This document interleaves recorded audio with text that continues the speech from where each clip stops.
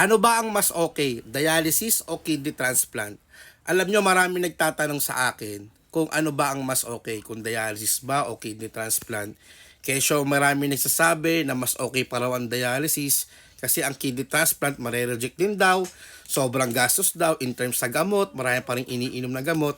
Well, sa video na to, pag-uusapan natin para magkaroon po ng kalinawan, para mas lalo maintindihan po ng mga tao, lalo na yung mga tao may chronic kidney disease.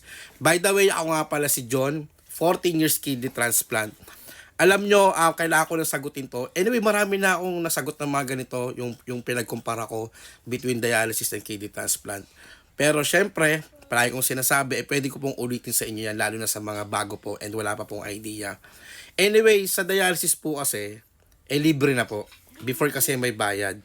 Ngayon sa dialysis, libre na po ang dialysis. And ang babayaran nyo na lang po kapag na-exhaust na po yung 156 session. Hindi ko alam kung babayaran nyo pa ba yun or dahil libre na ang dialysis, wala na po kayong babayaran. Ngayon sa kidney transplant naman, hindi na po nagda-dialysis yan. Ngayon, kapag dialysis naman po, magpapa-check up, magpapa-laboratory. Sa kidney transplant naman po, magpapa-check up and magpapa-laboratory. Lifetime po yan. Ngayon, sa pag-inom naman po ng gamot, lifetime medication pa rin po sa kidney transplant. Ngayon, ang pag-uusapan na lang dito, yung quality of life. Sa gastos, halos pares lang din, hindi po nagkakalayo ang dialysis at kidney transplant. Ngayon kasi ang pinag-uusapan na lang dito, yung quality of life. Hindi ko po sinasabi na lahat po ay magpa-kidney transplant.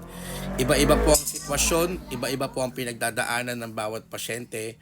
Yung iba pwede, yung iba hindi po pwede. Unang-una sa lahat, wala pong donor and wala pong pera. Yun po yung pinaka-importante, pera. Ngayon, ang pinag-uusapan niya po yung quality of life. I'm not against sa mga nagda-dialysis. Nasa inyo pa rin po kung susundin nyo ko or hindi as a kidney transplant, as a pasyente. At the end of the day, kayo pa rin po masusunod. Para sa akin, mas okay po ang kidney transplant. Kasi, tulad ko, kung nagda-dialysis ako, baka wala na po ako ngayon. Kung nagda-dialysis ako, baka hindi ako nagkaroon ng asawa, hindi ako nagkaroon ng pamilya.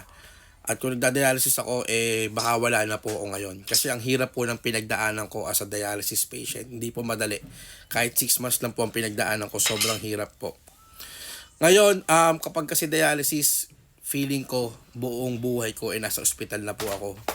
Na tipong wala na po akong magawa, palagi na po ako nasa ospital, yung time ko.